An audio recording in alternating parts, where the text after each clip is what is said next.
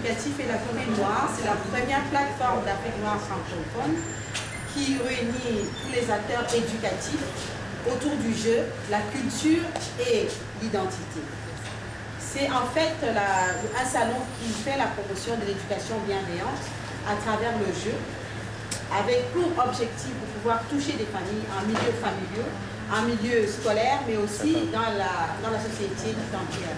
Nous voulons toucher, nous voulons interpréter justement le système éducatif pour que nous puissions intégrer le jeu comme vecteur éducatif important, le jeu qui s'éloigne de plus en plus de notre système.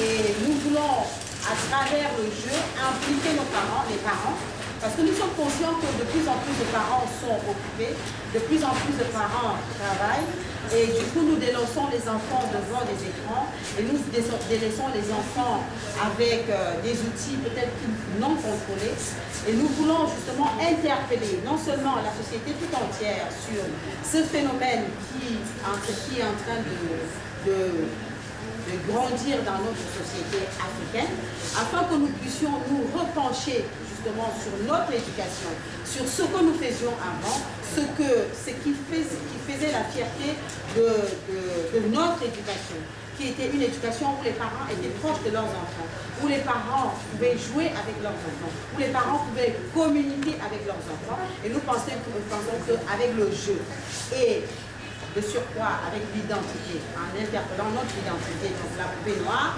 nous pouvons justement nous en servir dans notre système éducatif tout entier. Alors le salon démarre quand et il va continuer quand?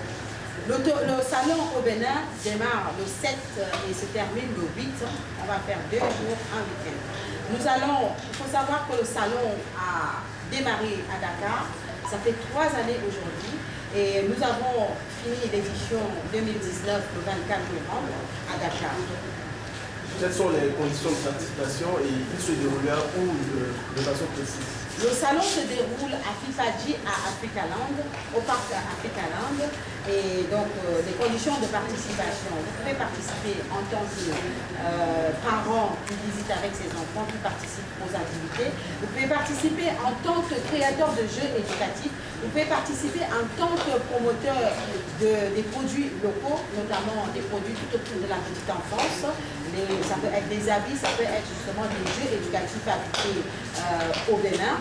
Ça peut être des poupées noires, des poupées en chiffon, et vraiment toutes les personnes sont invitées à venir participer.